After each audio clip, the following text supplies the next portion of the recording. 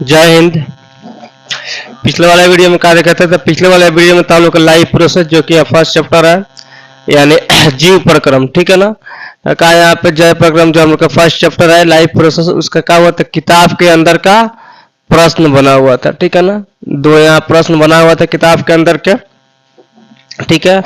आज यहाँ पर आएंगे हम लोग यहाँ पे इसका सेकंड पेज का, ठीक है ना। यहाँ फर्स्ट पेज का यहाँ पे हो गया, अब सेकंड पेज का यहाँ पे हम देखेंगे, ठीक है, कि इसमें यहाँ पे क्या है, ठीक है।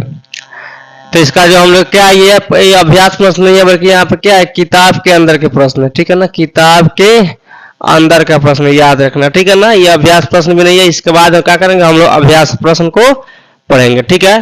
क्लियर? यहाँ पे फर्स्ट यहाँ पे इसका प्रश्न ये है कि श्वसन के लिए ऑक्सीजन प्राप्त करने के लिए, यानी श्वसन के लिए ऑक्सीजन चाहिए, क्लियर बात है, कि दिशा एक जीव ठीक है ना, एक जलीय जीव की अपेक्षा स्थलीय जीव किस प्रकार लाभप्रद है, ठीक है ना।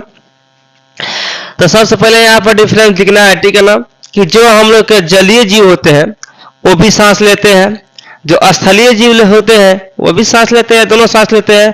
दोनों में डिफरेंस क्या होता है ये बता देना है, ठीक है ना। किसमें कठिनाई होता है? तो जलीय जीव को सांस लेने में कठिनाई होती है ज्यादा। क्यों कठिनाई होती है? क्योंकि जलीय जीव जो होते हैं वो जल में घुले ऑक्सीजन को उनको सांस लेना पड़ता है, यानी जल में जो ऑक्सीजन घुला है उसको सांस लेते हैं कौन? जलीय जीव। तो उनको तीव्र गति से यानी तेज गति से सांस लेना पड़ता है, ठीक है ना।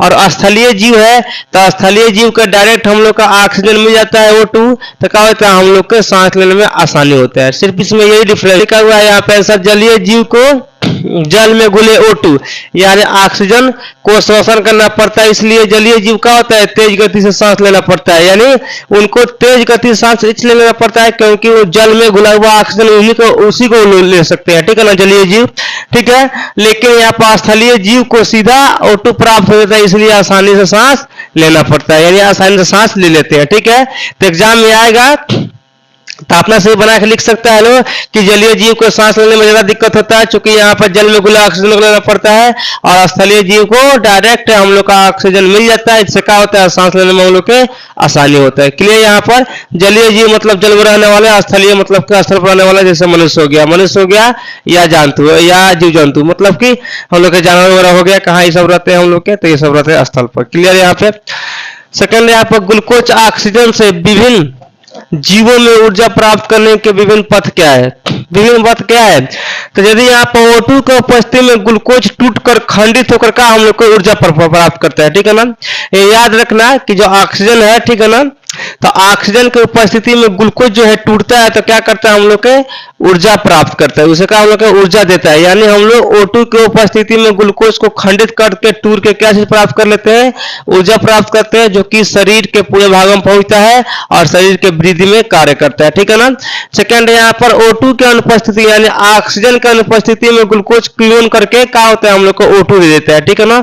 यानी यहाँ पे O2 दो काम करता है, यहाँ पे CO2 सभी यहाँ पर CO2 देता है, तो O2 का दो काम होता है। एक यहाँ पर अगर ऑक्सीजन की उपस्थिति में ग्लूकोज टूटेगा तो ऊर्जा देगा, अगर ऑक्सीजन के अनुपस्थिति में ऑक्सीजन नहीं रहेगा उसमें क्या होगा? क्लोरीन होगा ग्लूकोज तो क्या देगा? हम लोग के CO2 यानी कार्बन डाइऑक्साइड देता है। क्लियर? यहाँ पे तो इसका दो यहाँ पे कार्य है जो कि इस प्रकार है, ठीक है। नेक्स्ट यहाँ पर मनुष्य में O2 तथा CO2 का परिवहन कैसे होता है? तो मनुष्य में जो होता है ना CO2 और O2 का परिवहन, तो यहाँ पर परिवहन का यहाँ पर तीन तंत्र होते हैं, लेकिन यहाँ पर दो पढ़ना यहाँ पर। तो O2 का परिवहन जो होता है रक्त के साथ पूरे शरीर में फैल जाता है। देखो ब्लड होते हैं दो प्रकार के, एक यहाँ पर शुद्ध होते हैं, एक यहाँ पर अशुद्ध होते हैं। तो शुद्ध ब्लड वो होते हैं जिसमें ऑक्सीजन मिला होता है, और अशुद्ध ब्लड वो होते हैं जिसमें कार्बन डाइऑक्साइड मिला होता है, ठीक है ना। तो यहाँ बोला है कि O2 से CO2 का परिवहन कैसे होता है? तो लिखना है यहाँ पर O2 का परिवहन शुद्ध रक्त के साथ, ठीक है ना, पूरे शरीर में होता है, ठीक है ना, जो कि महाधमनी से होकर निकलता है, ठीक है ना। हृदय, क्योंकि हृदय क्या करता है? एक पंप की तरह कार्य करता है, ठीक है, दिल रात धड़कते रहता है, यानी अनैच्छिक क्रिया है। अगर दिल धड़कना बंद कर दे तो हम लोग कहानी खत्म, ठीक है। तो पूरा पंप करता है, दिल क्या लब डब करता है, पंप करता रहता है खून को पूरा शरीर में, यानी शुद्ध खून को। क्लियर है यहाँ पे? तो ये पर लिखा हुआ है कि O2 का परिवहन शुद्ध खून रक्त के साथ पूरे शरीर में महाधमनी के द्वारा होता है, यानी महाधमनी के द्वारा क्या होता है, पूरे शरीर में फैला दिया जाता है, ठीक है ना। शुद्ध खून को इसमें O2 मिला जाता है, ठीक है ना। फिर यहाँ CO2 का परिवहन क्या होता है, कैसे होता है, तो CO2 का परिवहन क्या होता है, शुद्ध रक्त के साथ महाशिरा में आता है, यानी जिस खून में CO2 का मात्रा रहता है, यानी कार्बन डाइऑक्साइड मिला रहता है, उसको बोलते हैं अशुद्ध खून। वो कहाँ आता है, हम लोग के महाशिरा के अंदर आता है, ठीक है ना, वो खून। ठीक, क्लियर, समझ में आ गया। यानी O2 के क्या कार्य होता है, तो O2 रक्त में मिलकर पूरे शरीर में फैल जाता है, और यहाँ पर CO2 का होता है, CO2 अशुद्ध खून होता है, जो कि पूरे शरीर से खींच के कहा हम लोग के महाशिरा में चला आता है। क्लियर है, यहाँ पर समझ में आ गया। नेक्स्ट यहाँ पर कि गैसों के, ठीक है ना, विनिमय के लिए मानव फुफ्फुस में अधिकतम क्षेत्रफल को कैसे अभिकल्पित किया जाता है, मतलब कि अधिक क्षेत्रफल कैसे बढ़ाया जाता है। तो यह क्या होता है, फुफ्फुस में क्या होता है, छोटी छोटी हम लोग के नालिकाएं होती है, इसे क्या हम लोग कुपिका बोलते हैं, ठीक है ना। तो कुपिकाएं क्या होती है, जैसे गैस हम लोग के शरीर में प्रवेश होता है तो क्या होता है, बैलून की तरफ फूल जाता है, जिसमें क्या होता है, क्षेत्रफल ज्यादा होता है। इसके कारण क्या होता है, हम लोग के गैसों का विनिमय आसानी से हो जाता है, ठीक है ना।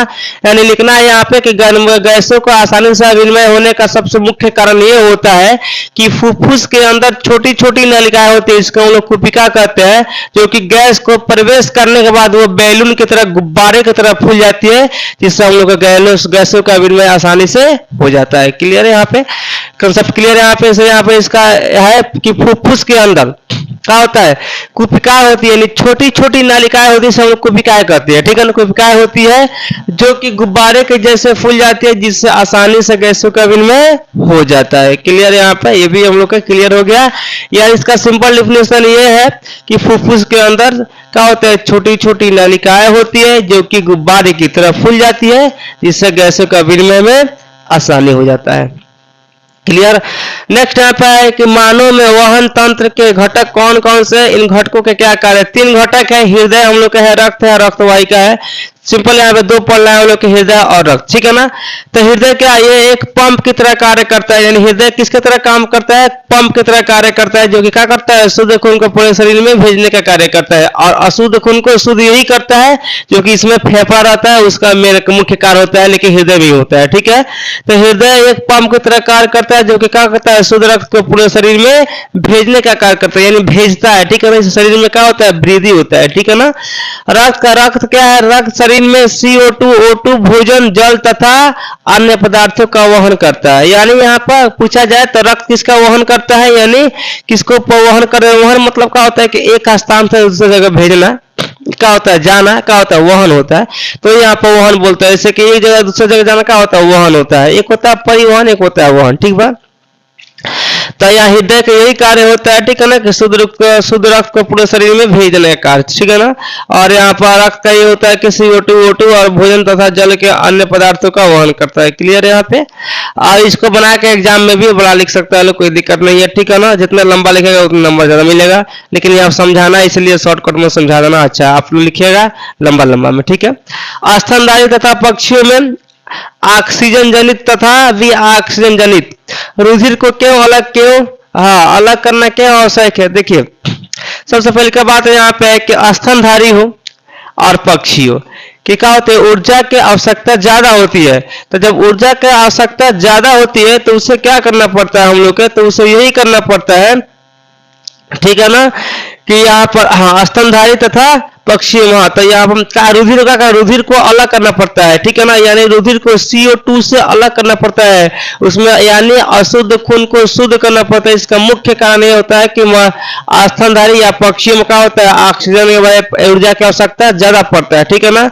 जैसे यहाँ पर तो स्तनधारी तथा पक्षियों का होता है अधिक ऊर्जा की आवश्यकता होती है। सही बात है, मालूम है कि स्तनधारी हो या हम लोग का पक्षी हो, उसका क्या होता है, ऊर्जा की अधिक आवश्यकता है। इसके कारण क्या होता है, हम लोग को रक्त को अलग करना पड़ता है, मतलब को अशुद्ध खून को अलग और शुद्ध खून को अलग करना पड़ता है। तो वही कहानी यहाँ पर है कि आवश्यकता, आवश्यकता होती है, यानी अधिक आवश्यकता होती है किसकी, ऊर्जा की, किसको, स्तनधारी और पक्षियों की, ठीक है ना।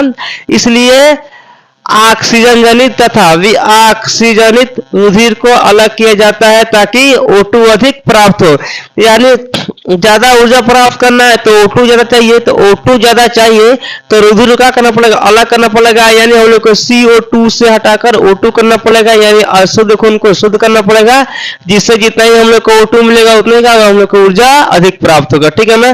तो इसका लिख सकता है लोग के स्तनधारी तथा पक्षियों को ठीक है ना ऊर्जा की अधिक आवश्यकता होती है, इसलिए रुधिर को ऑक्सीजन जनित या विऑक्सीजनित से अलग किया जाता है जी, जिससे हम लोग के O2 मिलता है, जिससे हम लोग के ऊर्जा की प्राप्ति होती है। ठीक है।